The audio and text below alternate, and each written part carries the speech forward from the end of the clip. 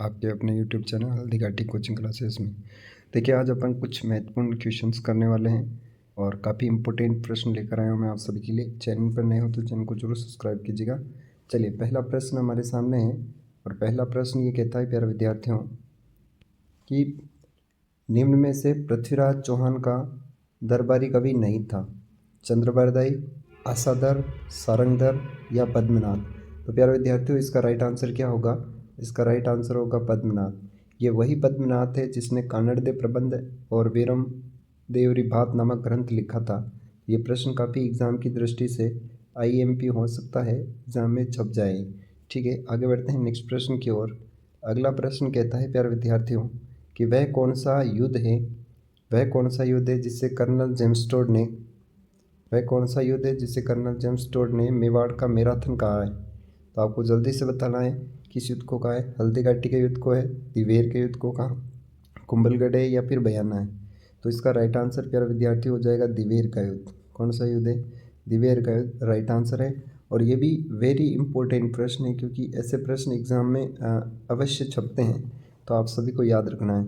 Next प्रश्न है, चलो दिल्ली मारो फिरंगी का जो नारा दिया गया प्यारे विद्यार्थियों, ये किसने दिया है? किस सैनिक छावनी से संबंधित है? चलो दिल्ली मारो फिरंगी किस सैनिक छावनी में लगाए गए नारे हैं? कोटा में है, एरिनपुरा में है, नसीराबाद में या नीमच में है?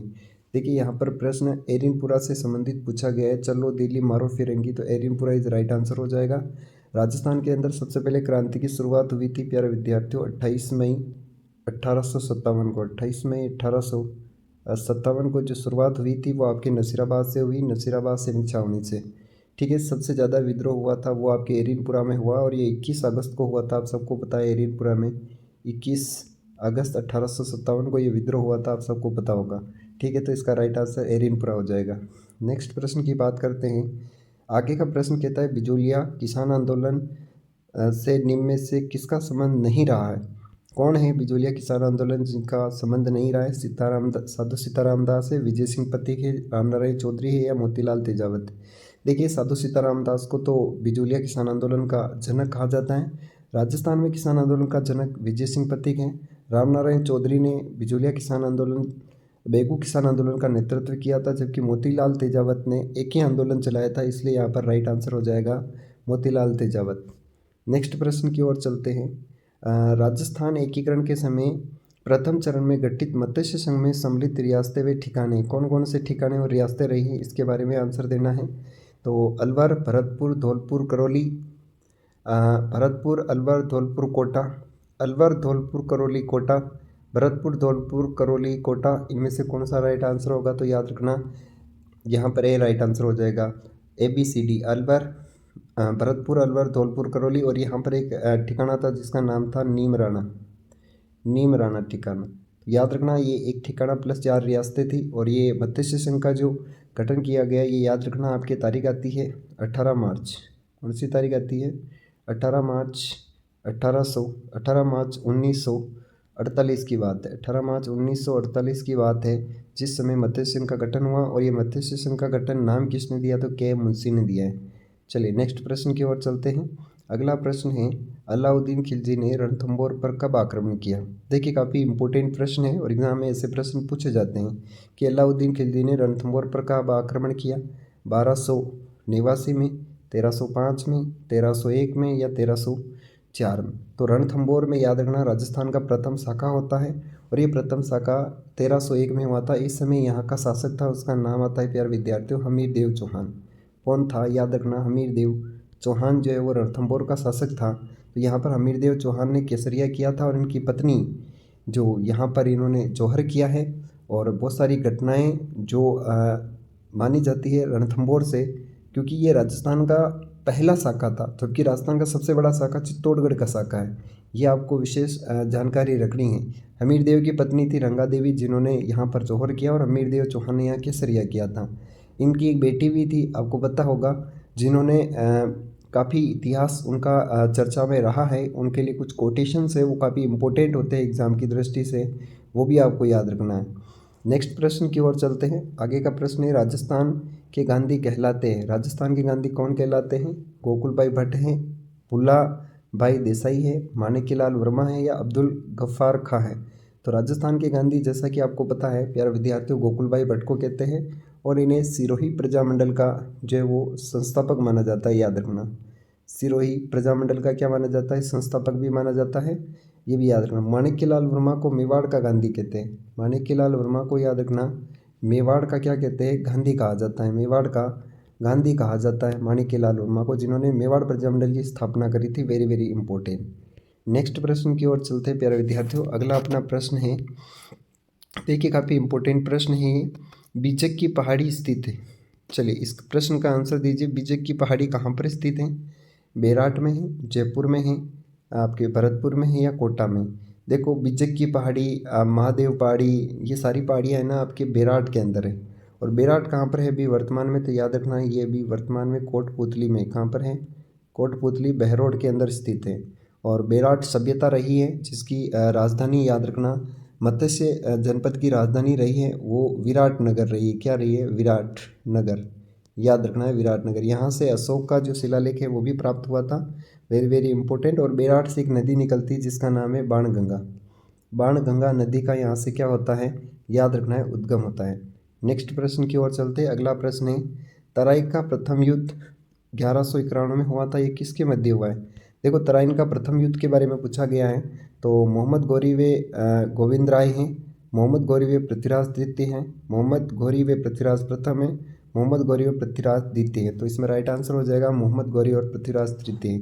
देखो यहाँ पर तराइन का दूसरा युद्ध भी हुआ था, आपको पता है, और तराइन का प्रथम युद्ध भी हुआ था।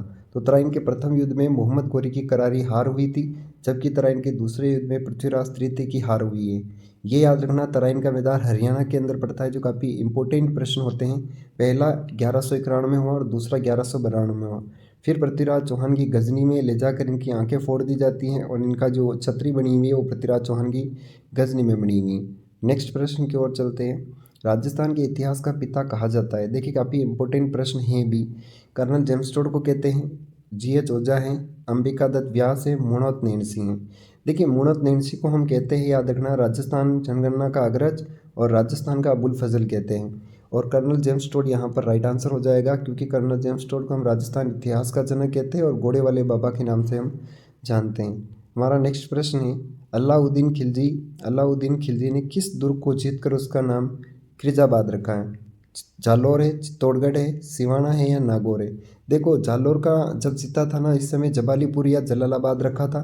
चित्तौड़ को जब जीता तो इन्होंने अपने पुत्र खिरजका के नाम पर इसका नाम खिरजाबाद रखा। तो राइट आंसर हो जाएगा, अपना आंसर है अपना चित्तौड़गढ़।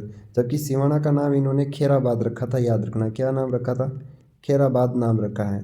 नागौर आपको पता है ये अमर सिंह को दे दिया था यहाँ, तो अमर सिंह चले गए थे यहाँ पर। काफ़ी इंपॉर्टेंट प्रश्न हो सकता है। और नागौर को हम धातु नगरी के नाम से भी जानते हैं, याद रखना। तो इस प्रश्न का जो राइट आंसर होगा प्यारे विद्यार्थी, वो राइट आंसर हो जाएगा Chittor is a right answer. Next प्रश्न है, स्वामी दयानंद सरस्वती की मृत्यु यानी इनका निर्वाण यानी मृत्यु किस जिले में हुई है? कोटा में हुई है, भीलवाड़ा में हुई है, बूंदी में है या फिर अजमेर में? तो स्वामी दयानंद सरस्वती की मृत्यु जो है वो अजमेर में हुई थी। और ये जसवंत सिंह के दरबार में गए थे, तो याद रखना इनको जो है वो नन्ही जान ने जहर दे दिया था कांच पीस कर, इसलिए अजमेर में इनकी मृत्यु हो गई थी। नेक्स्ट प्रश्न है, वृहद राजस्थान के प्रधानमंत्री कौन थे? वृहद राजस्थान के प्रधानमंत्री के बारे में पूछा गया है। माणिक्यलाल वर्मा है, टीकाराम पालीवाल है, हीरालाल शास्त्री है, गोकुलाल असावा है। देखिए यहाँ पर जो प्रधानमंत्री रहे वो हीरालाल शास्त्री है और राजस्थान के प्रथम मनोनीत CM भी थे। माणिक्यलाल वर्मा मेवाड़ का गांधी कहलाता है, मेवाड़ प्रजामंडल का संस्थापक है। टीकाराम पालीवाल राजस्थान के प्रथम निर्वाचित CM है और CM बनने के बाद ये वापस उप मुख्यमंत्री बने थे, याद रखना। गोकुलाल असावा, ये आपको पता होगा दूसरे जो चरण था उस दूसरे चरण में ये प्रधानमंत्री बनाए गए थे इन्हें, ये भी आपको विशेष जानकारी होनी चाहिए। तो इस प्रश्न का राइट आंसर क्या होगा? राइट आंसर हो जाएगा हीरालाल शास्त्री। नेक्स्ट प्रश्न है, किसी गांव के पास पड़ाव डालने पर राज्य की सेना हेतु भोजन के लिए गांव के लोगों से वसूल की जाने वाली लाग क्या कहलाती है? देखो सेना किसी गांव के पास आ गई और वहाँ से वसूल की जाने वाली जो लाग होती क्या कहलाती है? बिगोड़ी है, खरड़ा है, खिचड़ी लाग है या पान पराई है? तो यहाँ पर राइट आंसर होगा खिचड़ी लाग, खिचड़ी लाग ली जाती है। नेक्स्ट प्रश्न है, आज़ादी के दीवाने। देखिए काफ़ी इंपॉर्टेंट प्रश्न है, आज़ादी के दीवाने किस स्वतंत्रता सेनानी की रचना है? तो आज़ादी के दीवाने जैसलमेर में गुंडाराज, ये सारी जो पुस्तकें हैं ये पुस्तक सागरमल गोपा की हैं और इन्हें जैसलमेर जेल के अंदर ही जो है वो मिट्टी का तेल डालकर जला दिया गया था, याद रखना है। बात करते हैं गोकुल भाई भट्ट, राजस्थान का गांधी है, सिरोही प्रजा मंडल का संस्थापक। मोतीलाल तेजावत को भीलों का मसीहा कहा जाता है और भीलों के बाबूजी कहते हैं। विजय सिंह पथिक, याद रखना है, राजस्थान इतिहास का, राजस्थान किसान आंदोलन का जनक कहा जाता है विजय सिंह पथिक को, और इनका नाम था बचपन का भूप सिंह जी। यहाँ पर राइट आंसर क्या हो जाएगा, याद रखना, Sagarmal Gopa is the correct answer.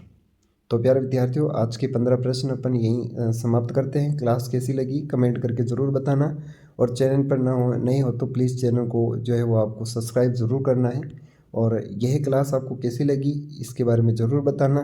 क्या इसी प्रकार के MCQs प्रश्न अपन लेकर आएँ आप सभी के लिए? मैं हमेशा कोशिश करूँगा कि इसकी संख्या बढ़ाऊँ मैं आप सबके लिए। देखते हैं आपका रिस्पॉन्स क्या रहता है। मिलेंगे प्यारे विद्यार्थियों अगली क्लास में, तब तक के लिए जय हिंद, वंदे मातरम।